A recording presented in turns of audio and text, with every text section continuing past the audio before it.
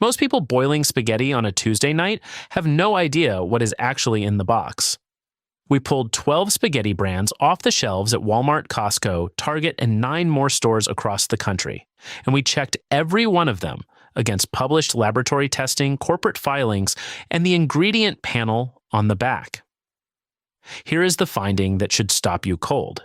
When the Environmental Working Group commissioned independent laboratory testing of wheat-based foods, glyphosate, the active chemical in Roundup, was detected in every single wheat product tested. The pasta samples came back between 60 and 150 parts per billion, not out in the field. In the finished box, you are pouring into the pot, and here's the reason it lands in pasta specifically. Federal agricultural data showed that more than 58% of the durum wheat acreage in this country, the exact wheat used to make spaghetti, was sprayed with glyphosate. Durum is not an accident in this story. It is the target. Now here is what nobody is telling you. The heritage names your family has trusted since the 1970s, the regional brands you feel actual loyalty to, are not what they were. Several of them are now owned by the same company. Not competitors, labels. We are counting down 9 brands from concerning to genuinely shocking, and finishing with 3 that are actually worth buying. Let us get into it. Before we start, here is the rule this entire investigation runs on, and it is worth writing on the inside of your cabinet door. The box remembers your mother's kitchen. The lab does not. Everything on the front of that package is memory, heritage, a family name in script lettering, an Italian flag. Everything that matters is on the back, in the ingredient panel, in the protein line, and in the corporate filings the company hopes you never read. 3 questions asked of every box. 1, who actually owns this brand today? And is it the same company that owns the box sitting next to it? 2, what does the ingredient panel say? And how much protein is in a serving? Because protein is your proxy for real durum semolina. 3, has anyone published laboratory testing on this specific product, or is there simply silence? A box that answers all 3 has nothing to hide. A box that answers none has answered everything. Number 9, Great Value Spaghetti from Walmart. This is the cheapest box in the test and the one that fills more carts than anything else on this list. Read the panel. Semolina, durum flour, niacin, ferrous sulfate, thiamine mononitrate, riboflavin, folic acid. That last stretch is the enrichment package, synthetic vitamins added back after milling stripped out what the wheat originally had. That is not a scandal. It is federal policy, and it has been since the 1940s, but understand what it tells you. The grain was refined hard enough that the nutrition had to be replaced by hand. Now, the regulatory math. The legal ceiling for glyphosate on wheat in this country is 30,000 parts per billion, and every brand on this list sits far below it. Regulators will tell you that settles the question. It does not. And here is why. That ceiling was calculated for one chemical, in one food, for one healthy adult, in isolation. It was never designed for someone in their 70s, already managing blood pressure and cholesterol medication, who had cereal at breakfast, crackers at noon, and is now adding pasta at dinner. Exposure stacks across a day. The regulatory math does not. Walmart moves more grocery volume than any company on earth. Sourcing cleaner durum is not a financial constraint at that scale. It is a margin decision. Number 8, Good & Gather Spaghetti from Target. This is the store brand that was designed to feel like a step up. Cleaner typography, a warmer color palette, packaging that signals curation rather than commodity. Run our 3 questions and it comes apart quickly. Who makes it? Target does not manufacture pasta. This is contract manufactured by a supplier the box will not name, which means the actual production line can change without a single word on the packaging changing with it. What does the panel say? Functionally, the same as the box at number 9. Enriched semolina and the same synthetic vitamin package. Has anyone published testing on it? No. Not the company, not a third party, nowhere we could locate. So you are paying a premium over the cheapest box for a nicer design and identical ingredients from an unnamed factory. To be fair, the product is federally inspected, The price is honest, and nobody was lied to. But this is the cleanest example in the whole test of what you are actually buying in the pasta aisle, which is graphic design. The next box is the one shoppers defend the hardest. Number 7, Kirkland Signature Spaghetti from Costco. This one earns a genuinely different verdict, and we are going to be fair about it. Costco's house brand has a real reputation, and it is largely deserved. The per-pound price is among the best in the country, the durum sourcing is generally solid, and the protein content on the panel holds up against the national brands rather than falling short of them. On ingredient integrity, this box passes. So why is it here at all? Because of question 3, there is no published laboratory testing on this product for glyphosate residue. None. And Costco is a company that has demonstrated repeatedly that when it decides a standard matters, it can enforce it across an enormous supply chain almost overnight. That capability is exactly what makes the silence notable. This is not a failure, call it a borderline result, a box that passes on what you can read and leaves you guessing on what you cannot. If Costco published residue testing on its pasta the way it has moved on other sourcing standards, this would likely be a winner. Until then, you are trusting a reputation instead of a result. The next brand is where the heritage names start and where this gets personal. Number 6, Muller's Spaghetti. For anyone who was cooking in the 1960s, 70s, and 80s, this was simply what pasta was, the default American box. It has passed through a long chain of corporate owners since then, moving between holding companies more than once. And the brand you are holding today has almost nothing to do organizationally with the company whose name is printed on it. Now, let us introduce the test you can run tonight in your own kitchen because it costs nothing and it tells you more than the front of any box. Call it the cook water test. Fill the pot, salt it, bring it up, and drop the spaghetti in. Then watch the water. Cheaply extruded pasta made from lower protein wheat begins shedding starch almost immediately. Within 3 or 4 minutes, the water turns cloudy and gray rather than staying mostly clear, and a starchy slick forms on the surface. Good pasta made from high-protein durum holds its structure. The water clouds far less because the starch stays locked inside the strand where it belongs. Then push it past the box time by 2 minutes, which every distracted home cook does eventually. Quality pasta gets soft. Poor pasta collapses, splits along its length, and turns to mush. That difference is the protein content on the back panel expressing itself physically in your pot. You are not imagining that your spaghetti behaves differently than it used to. You are watching the raw material change. The next 2 brands are where you find out who actually owns your loyalty. Number 5, Creamette and American Beauty. Creamette has been a Midwest staple since 1912. American Beauty carried the West and Southwest for generations. Different names, different regions, different families who swore by one and would not touch the other. Here is what the boxes do not tell you. Both of those brands, along with several others, were owned by New World Pasta, which was owned by Ebro Foods, a Spanish food corporation operating through its American subsidiary, Riviana Foods. In November of 2020, Riviana sold most of its United States dry pasta business to Treehouse Foods in a transaction valued at $242.5 million. That single deal included Skinner, American Beauty, Creamette, San Giorgio, Prince, No Yolks, Light and Fluffy, and more, along with a manufacturing plant in St. Louis. Read that list again slowly. Those are the regional names of half this country: New England, Pennsylvania, the Midwest, Texas, the Southwest.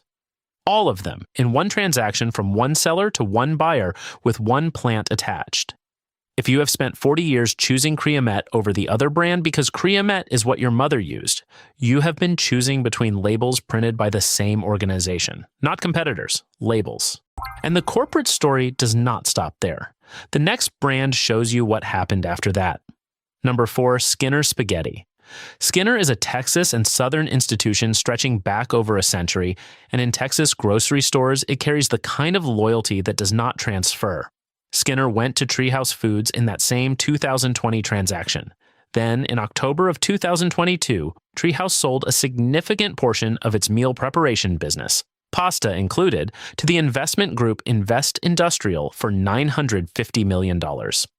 That divested business was renamed Winland Foods, so follow the ownership of the box in your pantry. A Spanish food corporation, then an American private label manufacturer, then a private equity-backed holding company, and the brand name on the front never changed once.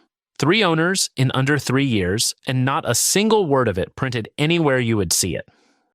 Now apply question 3, and here is where silence becomes the story. We searched for published glyphosate testing on Skinner, on Creamette, on American Beauty, on San Giorgio, on Prince. There is none that we could locate from the companies or from any independent laboratory. We are not claiming those brands would test high. We cannot make that claim because the data does not exist publicly, and inventing a number would make us exactly as trustworthy as the marketing we are criticizing. What we can say is this: the Environmental Working Group tested pasta and found glyphosate in every wheat product. The Canadian Food Inspection Agency found glyphosate in 80 to 90% of popular wheat-based products, including pasta. Testing this category is not difficult, and it is not expensive. The companies that own these brands have simply chosen not to show you, and they are not required to. If this box is in your pantry right now, you know what you have been cooking. And if this investigation is already changing how you look at that aisle, you are about halfway through. The next brand is the one that hurts. Number 3, San Giorgio. In Pennsylvania and across the Mid-Atlantic, San Giorgio is not a pasta brand. It is a household fact, the box that has been in the cabinet for as long as anyone can remember, the one people will drive to a different store to find. It was headquartered out of Harrisburg for years. It felt local because it was local. It is now owned by Winland Foods, the same holding company as Skinner, Creamette, American Beauty, and Prince, backed by an international investment group. Now let us do the arithmetic nobody does, and this is the part that matters most for anyone over 55. A family eating pasta twice a week for 40 years is roughly 4,000 meals. 4,000. That is Sunday dinners, weeknight dinners, the pot you made when the grandchildren visited. If a residue sits in that grain at 60 to 150 parts per billion, the question was never what one plate does to you. The question is what 4,000 plates do, layered on top of the bread, the cereal, and the crackers eating the same wheat supply from the same fields. Here is the part worth holding on to, though, and it is genuinely good news. Your body does not keep a permanent ledger. Glyphosate is water-soluble and is largely cleared through your kidneys within days. When you stop adding to the load comes down. The next clean plate matters more than every plate behind you. San Giorgio sold you your grandmother's kitchen. What is in the box now is a decision made in a boardroom she never heard of. Number 2, Prince and Ronzoni. If you grew up anywhere in New England, you can still hear it. Wednesday is Prince Spaghetti Day. That commercial ran for decades, and it is welded into the memory of an entire region. A boy running home through the north end of Boston to his mother's table. Prince was Boston. It was made there, it was advertised there, and it belonged there. Prince is now owned by Winland Foods, headquartered nowhere near Boston, backed by an international investment firm. And Ronzoni, the Northeast staple, the 100-year-old name, went a different direction entirely. In March of 2021, Riviana sold the Ronzoni brand and a manufacturing plant in Winchester, Virginia, to 8th Avenue Food and Provisions, a company majority owned by Post Holdings, in a transaction valued at $95 million. So Prince and Ronzoni, 2 names that sat side by side in Northeast pantries for generations, ended up in 2 different corporate portfolios, and neither one is the company you remember. Here is the honest part, and it belongs in this story. None of these transactions were illegal, hidden, or improper. They were announced in press releases and reported in the trade press. The companies did nothing wrong by selling brands. But nothing about that process was designed to reach the person standing in the aisle reaching for the box her mother used. And no acquisition ever comes with a note on the front of the package saying, the recipe, the plant, and the wheat contract may now be different. The box remembers your mother's kitchen. The lab does not. The next brand charges the most and made the biggest promise. Number 1, Barilla. This is the premium blue box, the one people trade up to specifically because it feels authentically Italian. And the front of that box says so. Italy's #1 brand of pasta, printed alongside the green, white, and red of the Italian flag. In 2022, two California shoppers, Matthew Sinatro and Jessica Prost, filed a class action lawsuit in federal court in Northern California, alleging that this labeling misleads consumers into believing the pasta is made in Italy from Italian ingredients. According to the complaint, the overwhelming majority of Barilla pasta sold in the United States is manufactured in Iowa and New York, with ingredients sourced from countries other than Italy. A federal magistrate judge denied Barilla's bid to dismiss the case, and it moved forward toward class treatment, with a separate action filed in Illinois. Barilla denies the allegations. Now, here is why this matters far beyond one trademark. The lawsuit lays out the actual supply problem in this industry. Italy cannot grow enough durum wheat to meet global demand for Italian pasta. So the wheat gets imported, and it is imported heavily from Canada and the United States, which are precisely the countries where using glyphosate as a pre-harvest desiccant is standard agricultural practice. Here's what that practice is. Rather than waiting for the crop to dry naturally, some growers spray the herbicide directly onto standing wheat days before harvest to kill the plant and dry it uniformly for the combine. Applied that late, the residue does not wash off. It concentrates in the grain that becomes your semolina. So the Italian flag on the front of the box can be entirely sincere about the company's heritage, while the wheat inside came off a North American field that was chemically dried. And the manufacturer of glyphosate, Bayer, which acquired Monsanto, has paid roughly $11 billion, settling tens of thousands of lawsuits from people who developed non-Hodgkin lymphoma while continuing to deny that glyphosate causes cancer. You paid extra for the flag. The flag was never the thing you needed to check. Now that you know what to avoid, here are the 3 that actually held up. These are not consolation picks. Every one of them carries third-party laboratory certification on the finished product, not a promise about the process.